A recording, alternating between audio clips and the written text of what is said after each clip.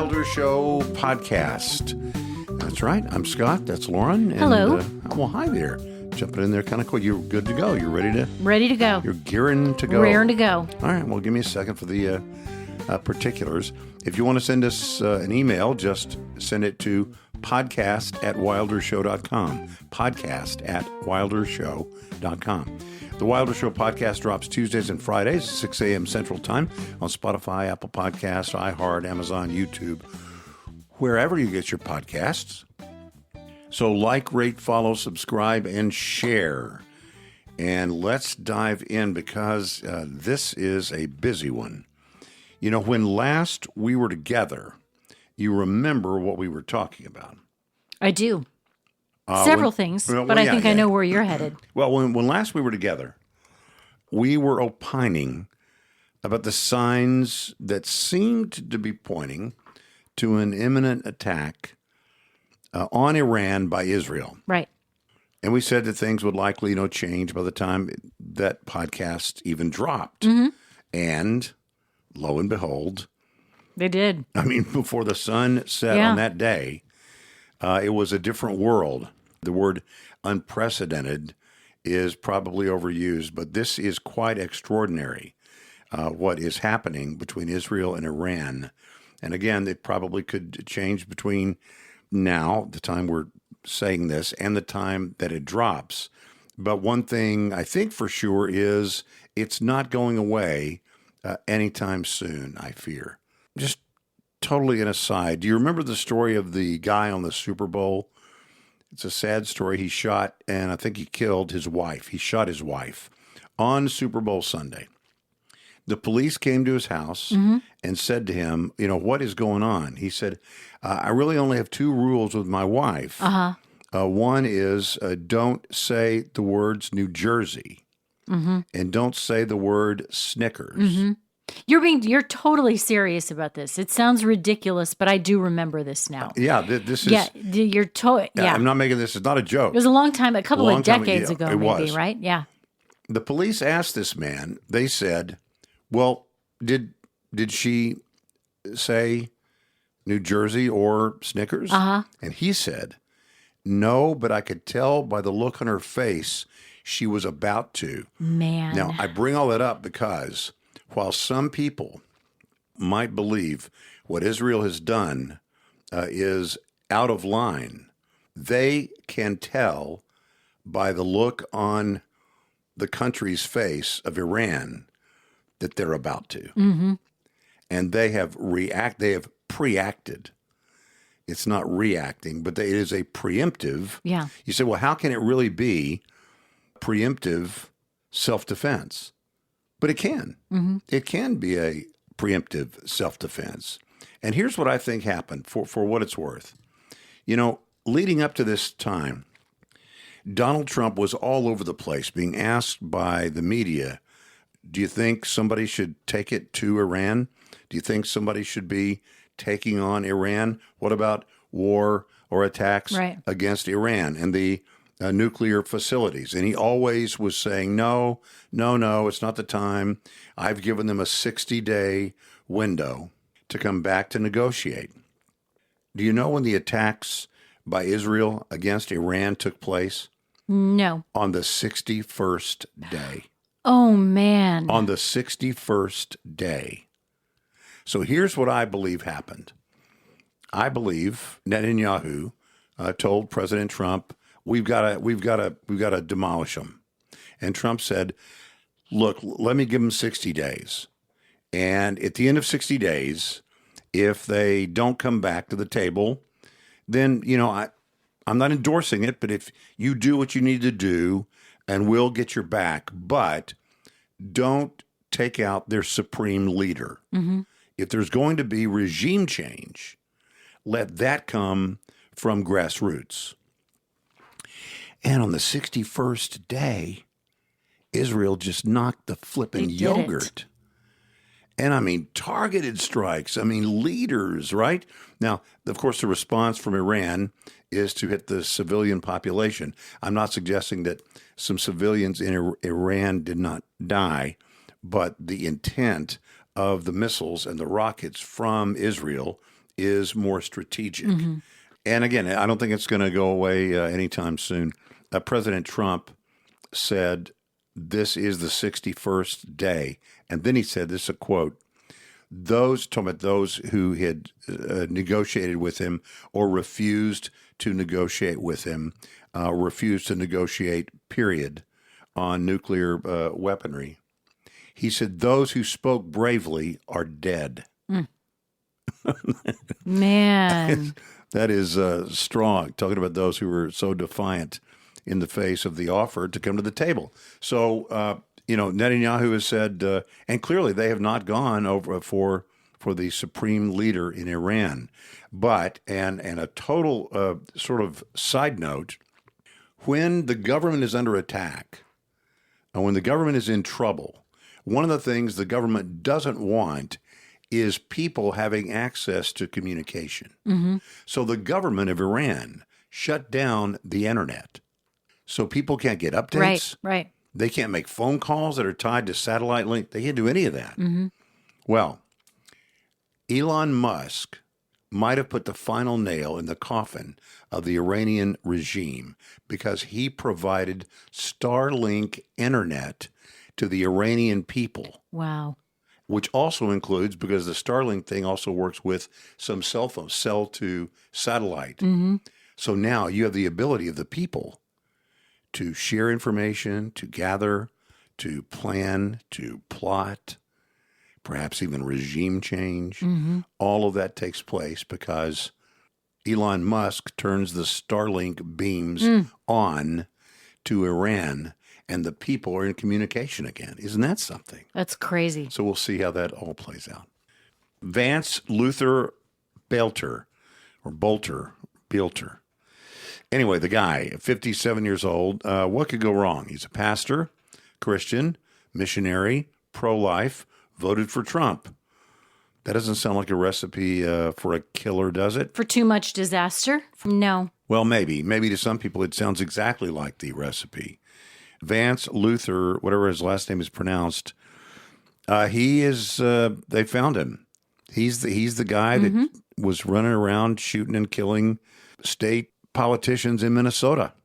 Detained in Sibley. You know where Sibley County is? Do you know that, Sibley County? I don't. You're from there. Sibley County on Sunday night. After an intense 2-day manhunt, he is charged with 2 counts of second-degree murder, 2 counts of attempted second-degree murder, but I think they've upped that. I think that's been upped since this story was written. I think it's first-degree murder, and which makes sense. I mean, clearly it's premeditated. He had a list of 70 people in his car, basically a hit list. He had a rubber mask or a latex mask. He had a police uniform and a badge, or a fake police uniform and a badge. The police that came to the house saw a police car in the driveway with the lights on. I mean, so much did it look like a police car that the police thought it was a police car. And they walked up, and as they walked up, he was coming out. And they exchanged gunfire, and then he slipped away. I don't know how he did it, but he slipped away and was on the run for a couple of days, day and a half, something like that, out in the woods. It was a couple of days. The charges follow the slaying of Minnesota State Representative Melissa Hortman, 55, and her husband Mark, 58. That happened Saturday morning quite early, like 3:30 in the morning. Senator John Hoffman, 60, and his wife, Yvette, were also shot and injured about 5 miles away, and that was about 20 minutes earlier. Do you know that he went to 4 homes? I didn't know that. And I think 2 of them were not home. One was on vacation. But they were on the list. So he had a hit list, and he was going to go down and kill the people that were there. We'll find out more. I guess there's probably a manifesto and all those kinds of things. So authorities say that the suspect wore a rubber mask, dressed as a police officer. Senator Tina Smith, Democrat from Minnesota, said what we had said, that he had a 70-person potential hit list that contained names of Democratic lawmakers and other liberal figures. So, and is it true both of these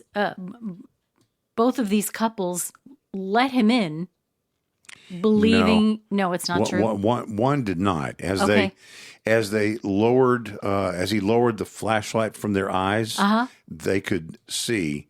And one of them said, "You're not a police officer. You're not a cop." And in the second, the last case, the case where he was, quote, successful when he killed, who was it, Melissa Hortman? Yeah. Who, by the way, just like a day before, had sided with Republicans on some trans bill or something, girls or boys and girls sports, some traditionally Democrat thing. She said, "Hey, you have to do what you believe is right, and this is what I'm doing." So it wasn't like she was a radical liberal. He's a nut. Yeah. And hopefully not so much a nut that he gets, that kind of treatment. He's evil and did horrible things. And of course it reflects, it should not, but it's fair because both sides do it to immediately run and find out, okay, is he a MAGA? Is he pro-life? Is he pro-abortion? Is he trans? Is he LGBTQIA plus minus whatever else is out there? People kind of look for people to blame, right? Like groups to blame, but actually groups to hate, groups to get mad at is really what it is. So, he's a representative of the group that I oppose. Well, and so you're going to find a lot of that kind of stuff. And a reason, too, just because you hate to think that stuff like this can happen. I mean, if it's a guy who looks normal and acts normal and has had a relatively normal life for 57 years, you just hate to believe. If you're forced to believe that it's like all bets are off. Yeah. I mean, this could happen anywhere, anytime to anybody. And if that's true, then who knows where? I mean, it could be me tomorrow. You know what I believe? I do believe that. I do believe that. I really do. Well, I think I do too, but I think believe there are people out there that are just so twisted and messed up and maybe even broken or whatever. I'm not going to make excuses for them, but they're just so messed up. And I'm not to be paranoid, but just, everybody, be careful. That's all. Yeah. Although these couples, they did all they could do. It was 3:00 in the morning. Right. And people were pounding on the door and yelling, police, police, police, open the door. In the wake of this or after this, the police issued a warning or a notice to all the people in those counties that we will not be sending any officer alone. An officer will be with at least one other officer. So if anyone comes to you and approaches you or approaches your door and identifies themselves or himself as a police officer, do not open the door, call 911 immediately, and 911 will be able to know if that is an officer and if he should be where he is. Right. Isn't that just crazy? It is. I mean, just absolutely crazy. And this obviously goes without saying. This is not the way you get stuff done. This is I do normally I don't want to hear the story of people. I don't care. The Mangione thing, I don't care. I don't hear this guy's excuse either. But I am interested in knowing what's going on there. What was he trying to do? What did he think he was going to achieve? And I guess if we get to read. They don't let you read all the manifestos. This one I think they'll let us read. Oh, yeah? But they didn't let us read the Nashville shooter. Still can't read I thought we did see all of that. No, we saw some, enough to know to confirm what we thought we knew. But no, that whole thing is not out. Okay. Anyway, but this one, it's a Christian pro-life guy. So I'm sure we'll read all of his nonsense. Soon. I would guess soon. But I mean, who knows? I don't even like calling him that. I mean, I don't like identifying him as the Christian pro-life guy. Yep. That makes it seem like for some reason, like that excuses it somehow. That for those reasons he did what he did. No, that's a great point. Yeah, it's a great point. I think that is just the way he has described himself, and it will be glommed onto by the other side. Oh, I know. To discount all the things that that any particular side has to offer or wants to push or talk about or advocate for. Yeah, but it's a good point. Yeah, he's not. He's just a nut. He's an evil guy. I used to think that people were I think we played a game one time off the air. Evil or crazy? Yeah. Evil or crazy? Yeah. Are they just crazy? Or are they really evil? They could be both. They could be both. But I'll tell you something. I used to think that people were just. It's not that I didn't think evil existed. I've always known evil exists. But I kind of thought, well, if people knew the truth, if they really knew the truth, then, they're just in the days of ignorance. That's all. Mm-hmm. They're just in the days of ignorance. I mean, if they are truth seekers, if they really want to know the truth, then as long as they're still breathing, there's a chance. That's not true. That's not true. There are some people and some entities, some beings. I mean, Lucifer is a good example. I mean, right. He knew everything about heaven. He knew nobody could explain more about God to him than he already knew, mm-hmm. and he rejected it. So it's not simply a matter of, well, if you just if you educate people enough. No, there are some people they're just flipping evil, and I want to tell you. I mean, we pray for them, but in terms of can they be brought around? No. Not by man, maybe by God, maybe. When I say maybe, I'm not suggesting He's not all powerful. Mm-hmm. I'm simply saying people have free will. People do what they want to do. A third of the angels left. A third. Lucifer said, "Hey guys, we're going this way," and they left. So I think evil exists, and I think we saw it on display in Minnesota. The 250th anniversary of the Army Parade. We talked about this last week or last time, and I watched it. Did you watch it, Ham? I didn't. No? I didn't. No, not for any reason. I just sure. just wasn't watching television. Yeah, it actually started. I was kind of hoping the rain would rain it out, but they did start it 30 minutes early to beat the rain. Yeah, to beat the rain. Mm-hmm. It was reported as not being very well attended. It was very well attended. Oh yeah. And I'm not one to pump up any numbers. Mm-hmm. I mean, there was a lot of people. And look, I'm not backing away from anything that I said before about the parading of weapons and weaponry. I'm not for that.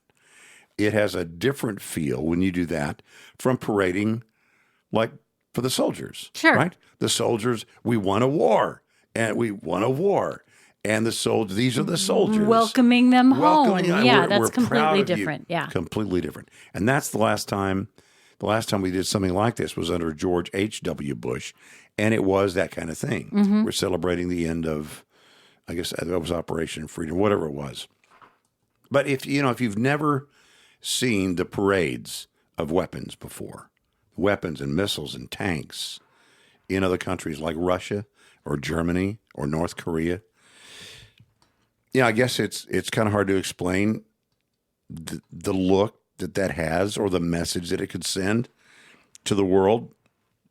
I mean, it's not a message of how strong we are. Mm-hmm. That's not really the message. I know it's a message it's intending to send, but it doesn't do that. What message do you think it sends? That we're trying to look strong. I'll give you an example. Dwight Eisenhower. I looked this up. Dwight Eisenhower, former general, and of course later president, was asked when he was president if the United States should have a military parade to show off its might. And this was his response. Absolutely not. We are the preeminent power on earth. For us to try to imitate what the Soviets are doing in Red Square would make us look weak. Now, I'm not saying he's right. I'm just saying I'm not alone.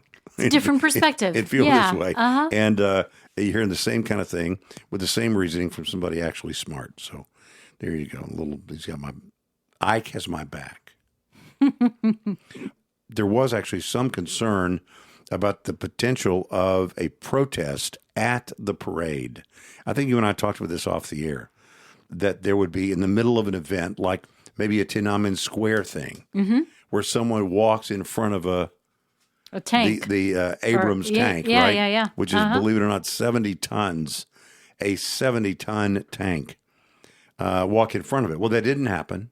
It turns out all the protesters were, already engaged. They were protesting. They're busy protesting something else. They're protesting over there, somewhere else. So there were a lot of people there. And Trump, to his credit, I got to tell you this, and you know that I'm very critical of him about this. Trump gave a very good speech. Oh, yeah? as he walked up to the microphone, I know this won't be a surprise to you because you see me do it all the time or hear it from the other room. As he walked up to the microphone and I was watching it on television, I actually said out loud, just read the words that are on the prompter. Just read the words. No embellishment. Just stay on script. I'm talking out loud to the TV, which I know you've witnessed a couple of times. I have a time or two. And he did, his credit, he did. It was solid. It was nonpartisan. It wasn't hateful. It wasn't spiteful. It wasn't thin-skinned. Hello, that's tough for one of his speeches. Nothing objectionable at all, which is how things could go so many of the times with objectionable things or counting people's, whatever, the crowd size. Anyway, I've said many times, if you just read the speeches that smart young people wrote. Anyway, the parade was fine. It wasn't a problem. Those people who were rallying, did you run into any rally things in IRL? No, I did not. Not IRL. I saw several of them IRT. on TV, though. Yeah. I did not either, and I'm glad I didn't. I really don't have any interest. It is kind of crazy when you see them happening in your city and you realize I know that place. just a few miles down the road, and I'm here in the relative peace and tranquility of my little neighborhood, and just right there. I know. No, I know. These No Kings rally. By the way, I've been to places with kings and dictators, and they actually don't allow No Kings protests and rallies. That's true. In those places. The No Kings events you could think of as a primer for the riots, sort of. Yeah. Gathering more people in. But except for the killing of the guy in Utah, I think the No Kings thing was pretty peaceful. Now, that unlike the other stuff that is not at all peaceful. No one could tell me that those things, these ICE raid protests or whatever, nobody could tell me that those are not organized. I mean, trucks full of protective eye gear and eye masks delivered to protest sites because the protest sites have been announced ahead of time. So trucks full or a truck full of protective eye gear. So if you got gas, what do you call it? Tear gas, yeah, tear pepper gas spray. is being used. It doesn't impact your eyes. Yeah. So you're saying that this is going to sound really dumb, but people are saying they're not organized? No, I'm saying there's an Look, we people believed it wasn't true, and I'm not saying it happened in this case, but when there were riots before, if somebody delivers a pallet of bricks into the downtown area. You mean they're being supported by somebody big and strong. Organized support, whether it's Soros or his minions or whoever it might be. They're saying, you know what they really need? They need face masks and goggles so they can keep doing their mayhem, even when the police are trying to tear gas them. Things are delivered to the protest sites. Who's funding it? And making sure that rioters, which is what they are, they're rioters. Look, if protests involve damaging property or burning cars or stealing or looting the pharmacy or the sneaker store for your Jordans, it's not a protest, it's a riot. Right. So who's funding and delivering the protective eye gear to make sure tear gas is not going to be a problem for the rioters? And think of this, all this energy directed to something productive. I mean, on the part of even the lawmakers and the national figures who support this kind of thing. I know I've said it 1,000 times, but it's just further evidence they don't get it. They don't get it. Supporting this kind of stuff. Look, even President Trump's numbers right now are not great, his approval numbers. But you know the one area where they are still above 50%? Where? Immigration. No matter what's going on with all this stuff, people still believe, yeah, that's right. We got to get the illegals out. We got to get them out. That's what they believe. And so Democrats don't get it. The liberals absolutely don't get it. The failures of their policies. The sanctuary, all you have to say is sanctuary cities. That's all you got to say. Sanctuary cities, which we talked about before, are safe places for people who break the law. Our cities, our towns, our communities, our states should not be safe places for people who break our immigration laws. Period. Certainly not violent offenders.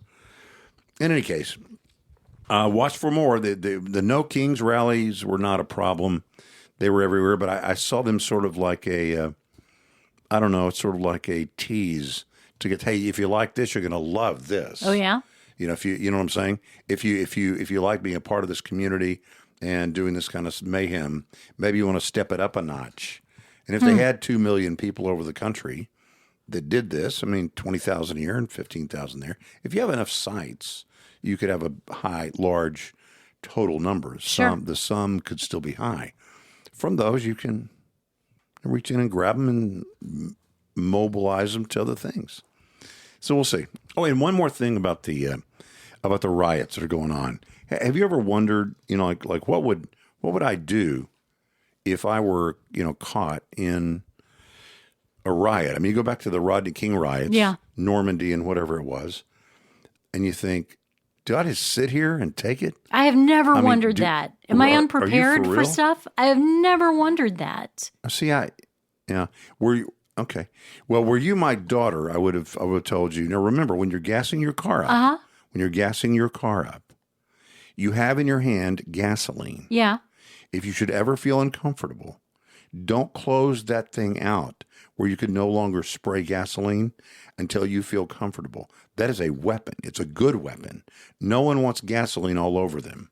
If someone were to approach you and you're a single girl or a girl alone, putting gas in your car, that is a weapon. You hold on to that until you feel safe, and then you close it out, get back in the car, lock the door, and take off. In the same way, guess what else is a weapon when you're in the middle of, when you're stuck in traffic because of rioters? What else is a weapon? Well, your car, I guess. Your car is a weapon. Oklahoma has a new law. They have House Bill 1674, which was signed into law. It is specifically about this. The law grants both civil and criminal immunity to drivers who unintentionally harm or kill someone while fleeing a riot. Wow. Provided they reasonably believe that they were in danger and they're not acting maliciously. So if you could say, look, man, my life was at risk. I've seen this stuff on the news. I remember the Rodney King riots. I wasn't going to have somebody throw a brick in my face like that. And I had to get out of there. And those guys would not move. I tried to avoid them and I went around. I'm sorry that one of them died, or 5 or whatever the number is. But it's not on me. And that's what this law says. The immunity is contingent on the driver exercising due care and having a reasonable belief that fleeing was necessary to avoid serious injury or death. They're just saying you can't see a bunch of people that are blocking the street and plow them down. But if you're in the middle of it, you saw the thing the other day where someone was throwing rocks or stones at a minivan that was having to go in circles. Yeah. And these guys are just pummeling this thing. If you were in that situation, you got to get the heck out of there. You just got to get out. Yeah. Got to get out of there. And so I just thought it was interesting. Oklahoma says, okay, well, if you're going to do the things, just know that we're not going to hold people civilly or criminally culpable. You're putting yourself at risk. That's right. And when, if somebody runs over your toe, you're not going to be able to sue. Someone runs over your leg, you're not going to be able to sue.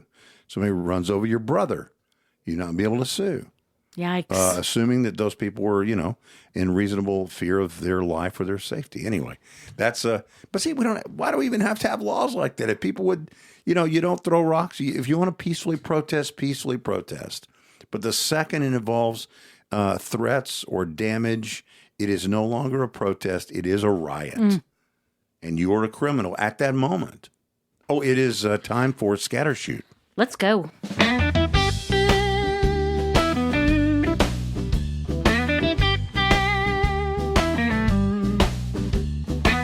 Scattershoot, Wilder Show Scattershoot. That's what we're doing in this part. We do the other part, then we do this part. This is the Scattershoot. The first part and then the second part. That's right. or the first part and then the last part. Or the news part and the fun part. That's or the blue section and the purple section. Or the front page section and the today's section. The bad news and the not really or news. You could say the real news and then the fun stuff. Well, there's that too. Or the food and then the dessert. There you go. Yeah, How about that's that? good. So the That's dessert's not bad for you. It's not bad to have dessert. In moderation. And the food, can also be good. It can be tasty, even though it's not all about you got to eat your peas, and then you're going to have some. Everybody gets ice cream, so it's not bad and then good. They're both good in their own way. And sometimes you might eat dessert first, but we don't do it that way here. No, not here. No, not you. You mean here? You mean for the podcast? I mean on the podcast. Yeah, because in real life we really do. Real life we eat our sometimes dessert. we might. Eat our dessert. Maybe we have a time eat or our two. dessert first. Okay. We're number one. We're number one. Listen, let me say for a second, I love being number one. Isn't it nice to know when... It is good. It's good to be number one. It's better to be the first. Being first or being best, that's the thing. For example, who was the best person to land on the moon? Well, who knows? But we know who the first person was. The first is really... First is best. Yeah. But if you can't be first, being best is second best. Sometimes it is. It depends on what your, what you've won, what your number. No. I can't say what your number one. Oh no! It depends on how. It depends on what you're best at. What you are number one. You can't say what you're best at. Yeah, I can. Right. Well, it's okay. Just communication. Don't worry about it. I'm so best confused. You don't have to worry about the. Americans have the worst language, the most vulgar language online. No. This wouldn't be considered online. This wouldn't be not spoken. Right, then I take because that they had to search it somehow. I got So you. the way they did you this, like for posts, like blogs and posts and people things are so like nasty. that. All We kinds of bad even things. beat the Brits and we beat the Aussies. So this research analyzed 2 billion words from websites across 20 English-speaking countries. And it shows that Americans lead the pack in online profanity. Foul language. So I don't like it, but as much as I don't like it, I'm really not that surprised either. I mean, doesn't it seem like our language has kind of devolved? Devolved for sure. In terms of profanity in so many ways. And I sometimes I feel like, do I just sound really old when I say that? But no. I mean, I think it's just true. No, it is absolutely true. Well, and the other thing is some of the words that were the most verboten are now so common. And some of we replaced the F word. Yeah. Right. With the, you say the F word.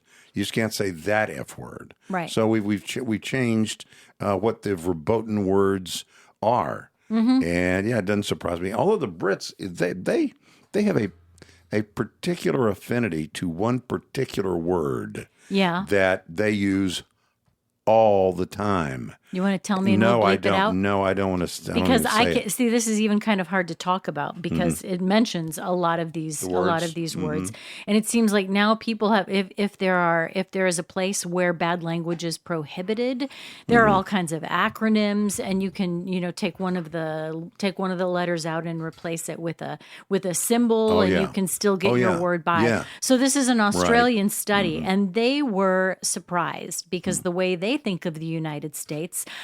Protestant Puritanism, Christian fervor, prudishness. But no, in fact, we are the most vulgar ones in online discourse. And it seems that it has something to do with the English language because obviously, so I said the Brits came in second, Australia was number 3. All countries where where we speak English. Countries or continents, I guess. Yeah, sure. But when English is not the primary language, they show much lower rates than that. Singapore, though. Singapore was an outlier. They foul language there? But you know why? Why? The younger people speak English. Yeah. Oh, there you go. Yeah, that's not a surprise to me. I don't like the corseting of language. No, me either. I don't like that at all. No. I think you don't have to speak all prim and proper and all that. But I just don't, everything's so, really? You got to use that all the time? That word you're using it every possible form of grammar. You were using that word. It's an They're quite adjective, it's an creative. adverb, it's a noun, Yeah. it's a verb. And the thing is, they rarely use some of them as verbs. They're just adverbs and adjectives. And people of all ages. I mean, people are, know. it's not just young people. Yeah. And then you kind Yeah. of grow out of it and decide, as I gain more maturity, I'll speak in a more mature stop way. it. They It's don't just stop not it. like that. No, it's not. And there's nothing as off-putting to me as seeing a woman, not a young girl, but a woman, let's say 35 and up, using foul language. Yeah. It's like unbelievable. And what's going on with you? Yeah. Sadly, I mean, guys get a little pass in ways that women don't, I think. I don't know. I don't like it not- from anybody. I don't like it from anybody either. I'm just saying, as a society, I think locker room talk, that kind of stuff, guys get a little bit of a pass, I think. But, I'm not for, you know this, I mean, off the air, I tell you about TV shows and movies and things. I can endure a lot. Yeah. I mean, I can endure some language. I can endure some violence. I can endure some themes that I don't agree with. But I have a very low threshold for nastiness. I mean, nasty. You mean language for nasty language? Yeah, Yeah. language that is just, it's not just about the thing that they're saying, it's the way they're saying it. You can say things in a very nasty way. And I don't like it. I mean, I could watch anything I want. Oddly, this is not split up by gender at all. They don't say that, That's men and that's just not what they were, what they were counting here. But I wonder if there's a significant difference between the instances of vulgarity used by men versus those of women. But I do kind of think, and you can think, I understand when you say, guys kind of get a pass, but maybe giving anybody a pass over the years is what has gotten us to this this point where it's not in locker rooms anymore. No, it's everywhere. it's everywhere. And it's in front of the kids. It is. And it's, Yeah. I remember being at it was at a cell phone store. And I was at a cell phone store getting something. I don't know what I was doing. Maybe getting a case or something. And a woman came in there. And there were several people in there. There was a woman in there with a child. Well, I'd say with a young child. I mean, like a youngin, like 8 or 9 or 10 years old, probably getting their first phone or something.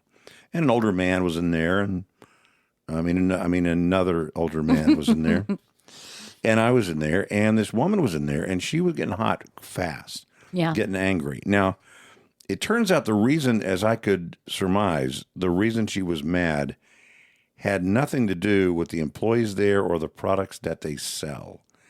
It had to do with the number of phone lines that her husband had on their account. And when she became aware of that, that was a surprise to her. oh my. And it was in the room. And she was asking or demanding that the worker give her more information than they could. Yeah. Maybe even that was even possible to give her, but they wouldn't. And she went off on an F-bomb laying tirade that was out of control. Now, I want to say this. She was hurt and she was very angry. Yeah. And she just let it all come out. And I did raise my voice. And I have a loud voice if I'm like shouting, and I won't do it here. But I said, hey, I said language, and I pointed to the kid, and she calmed down a little bit, but she kind of stormed out after that. Yeah, I think it was my grandmother. Somebody had this saying, you say, oh, I didn't mean to say that. It just slipped out. Oh, it just slipped out. There's an old saying, what's down in the well comes up in the bucket. Yep. What's down in the well comes up in the bucket. It's kind of scary. Ain't nothing coming up in the bucket that wasn't down in the well. Keep your well clean. That's exactly right.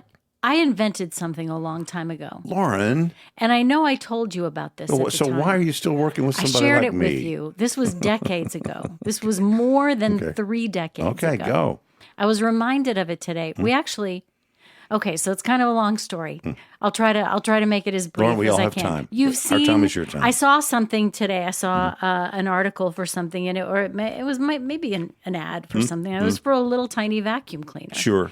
And then like little rechargeable vacuum cleaner. And for this particular thing, it was being used in a car, and you could just keep it, plugged in the car. And then I remembered, oh, you got one of those for us for the office for us to use for our for equipment, to keep things to vacuum the suck the dust dust out out of of things like that. recording cup. And then I remembered. Do you remember when I invented that? I do remember that. Yeah. Do you remember what I wanted to use it for? It was for car. Well, it was back when we were using, like when we had dust busters. Now, this was before I even had a rechargeable dust buster. Right. The dust buster had to be plugged in. It had a really long cord, but it was easier than taking out the vacuum cleaner. And you could just, vacuum up little tiny messes and not have to drag the whole vacuum cleaner out. And when I started having kids, and you'd put your kid in the car seat in the back, and you might give them a cracker or something to eat. And then you take them out, and they were covered with cracker crumbs. Right. And it was really hard to get them out of the car and sort of shake them off and have grab none by of the it ankles land and in the shake 'em. car. And I thought we should have, well, I never did that, but I would have worked. I need a baby dust buster. Yeah, that's right. A baby dust buster, one that I could keep in the car. right. This was before I didn't even have a phone. Right. There was nothing charging in my car. Correct. Then the lighter was actually a cigarette lighter for the cigarettes. I did not smoke. Yep. It was not. It was useless to me. But if all, so I mean, why did I not? Why did I not see sorry. that Well, through? That was my idea. I know. I'm fairly certain I was the first. Well, I had one thing like that too when I was in a kid playing softball, playing fast pitch softball. And a lot of the kids, the guys, they would chew tobacco. And so I would chew tobacco sometimes, even as a kid. But not much. But I really never liked, as I've gotten older, I'm a much more a long leaf guy than the worm dirt stuff, little skull and the skull and I can't. Copenhagen. Yeah. Anyway, that's those days. That's what guys were doing. You were dipping, and we were dipping, and we're playing baseball, and so. But I never liked how all that worm dirt got all around in all my gums and in my teeth and all that stuff. And so I thought it'd be a good idea to take my little can of Skoal or from Copenhagen and get a tea bag, and then put some in a tea bag. And then sew the tea bag up, and then put that between my cheek and gum, and that way would contain the tarbaccy. And there was something more important to do, and somebody else stole your invention. You know what? And so I'm telling the guys on the bench. Now I haven't sought out where every one of those guys is, but I'm quite certain one of them. I went to Skoal and said, "I've got an idea. We're going to call it Skoal Bandits."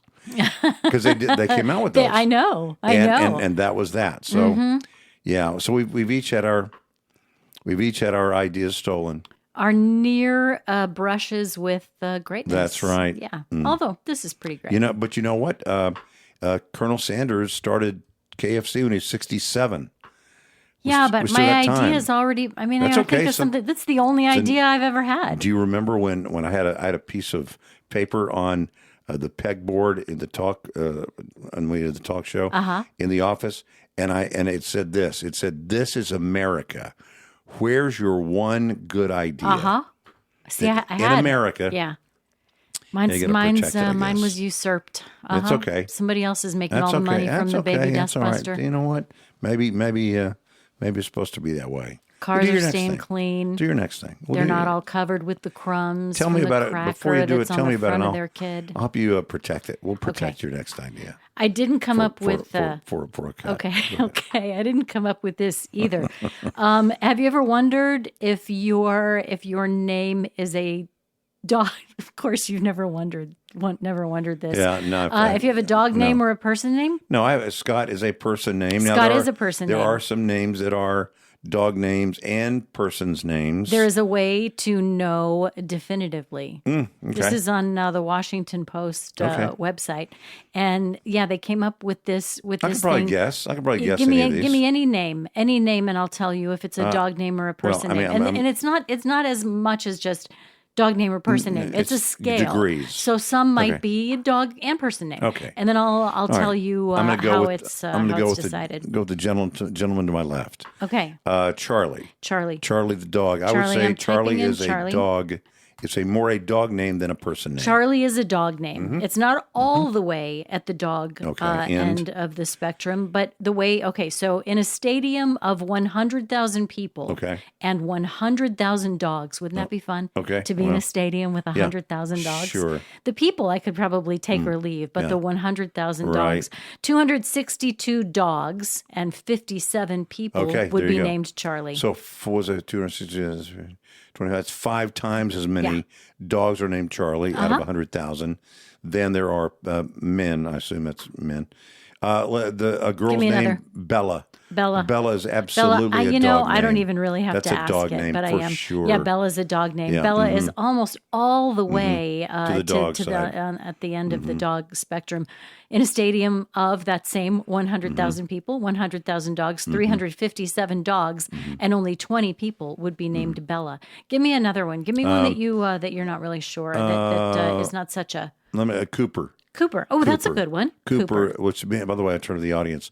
Cooper means barrel maker. It does. You know that? I did. So is a Cooper. Their ancestors were likely, like the Smiths were Smiths. The Coopers were barrel makers. Now back to you, Lauren. Nice little aside while the computer did its thinking, which really took no time at all to tell me that Cooper is in fact a dog name. Dog, I would guess so, yeah. Yep, it's a dog name. I want to think of something like, how about Chloe? I'm going to say it's a dog name. You think Chloe is a dog name? Really? Absolutely. Chloe. My Aunt Totsy. Interesting, Totsy was a person name, but Chloe was a dog name. But my Aunt Totsy, she was Totsy because there were several Sarahs. There was my mom who married into the family as a Sarah. There was a Sarah that was from that family. That was my Aunt Totsy. Yeah. There was a Sarah Beth. There was Sarah Beth. So my mom was Sarah. Sarah Beth was Sarah Beth, or still is. And Aunt Totsy, who's passed, was Totsy. So I don't know if she came up with that or who came up with that, but that's, again, I'm just doing that while you're looking stuff up. Chloe is mostly a dog name. Yeah, in that same stadium, 98 dogs and 63 people would be named Chloe. I thought Chloe was kind of, I liked that name for a girl. I did. I would say my Aunt Totsy, I think the end of that story was my Aunt Totsy had a dog named Chloe. Oh, really? Yeah, I had a kind of a mental... wondered how we... I had a mental problem. The dog had a mental problem? Yeah. How did you... A little bit, well, he kind of didn't run good. And... She, whatever. And didn't really run good and was kind of troubled in his later days. Well, that wouldn't physical. be... She might have had a stroke or something. A physical thing if she couldn't run. Yeah, well, she kind of had some... Right? Well, I think her nose was always stuffed up. She was a Boston Terrier. Really pretty. You know, the white and black ones? Yeah. Yeah, really cute. I think it probably ended up eating not just dog food. So it didn't really keep her... I don't know what her figure. Yeah, you mean she had some I think Aunt Totsy probably just gave her table food. Whatever, you know, it's Aunt Totsy. Yeah. But anyway, so there you go. So let's have it Sadie. Sadie's a good name for a dog. Sadie's got to be a dog name. I'm sure Sadie's a dog name. And I bet Sally's going to be a 50-50. Sadie is a dog name. Yeah. Not all the way to the end, but pretty close. Sarah, actually. Sally? You wanted to check Sally? That's probably going to be a 50-50. Sally. Oh, wait. It didn't. Maybe it's a person name. Let's see. Sally is mostly a dog name. Is that right? Gosh. Yep. Okay. Yeah. Well, earlier I was checking my mom's name. I was checking all the one dog, my first dog. You don't really have to check. What was the name of that dog? Her name was Peanut. Yeah, probably really had a not peanut. a lot of, we had a probably hot not a lot dog. of Let's see, people. hot dog. We had a muffin. and we had a ginger, and we had a donut. Mm-hmm. And yeah, I think that was it. And then the ones whose names I can't remember, we had Ricky. Yeah. Yeah, and then some other ones I can't remember. This is so funny to me because we had a Lily once too a long time ago. Love that. Lily's a good And dog name. it is a mostly dog name. I know. never would have guessed Lily. that. I like the name of Lily, yeah. Lily's good. I think Sadie would be a good dog name. I like Cooper. Bo is probably a 100% dog name. I think we looked at that earlier, but let me check it 100%, again. but it's probably 100%. Bo. Either Bo or Bo B-O is a dog name. Yeah, it is. B-E-A-U. Dog name. Dog name. It's a good boy name Yeah, it too, is. though. Yeah, I it like is. that. Yeah, it Good is. Yeah, it is. southern boy name. I think it's like, see, like Travis, that is a boy name. That's, I mean, a person name. Austin is a person name. But Austin is a James Austin, I think, didn't we look that up? I don't, nobody would name their dog Austin. Sure they would. Really? You'd be surprised. No, Sebastian. It's mostly a human name, but still, in that stadium with the 100,000 people and the 100,000 dogs, 51 of the dogs would be named Austin. Son. I didn't really talk about how they figured this out. Well, for one thing, if you're interested in this and you would like to while away an afternoon entering all the names of every pet you've ever owned or might own, send us an email to podcast@wildershow.com and I will shoot it to send you. you the link. It's on the Washington Post's website. Okay. But what they did is they chose 61,000 dogs available for adoption on the website Pet Finder. Okay. Do you know about that website where you can go to find dogs that are available for adoption in your area? All right. And they took those names and then they compared them with baby names in Social Security Administration records that stretch all the way back to 1880. Oh, okay. So not the Okay, most common. Yeah, right. You know, not the common names now, but names all through history. Amazing. That is Wilder Show Scattershoot. Thank you, Lauren. My pleasure. The Wilder Show podcast drops Tuesdays and Fridays at 6 a.m. or before on Spotify, Apple Podcast, iHeart, Amazon, YouTube. Wherever you get your podcasts, as you heard Lauren say, you can email us, podcast@wildershow.com. Podcast@wildershow.com. Yes, we're on Instagram. It's Wilder Show Pod. You'll search it, you'll find it, you'll follow it, you'll share it. So like, rate, follow, subscribe, and share, and we will see you again next time. Da da da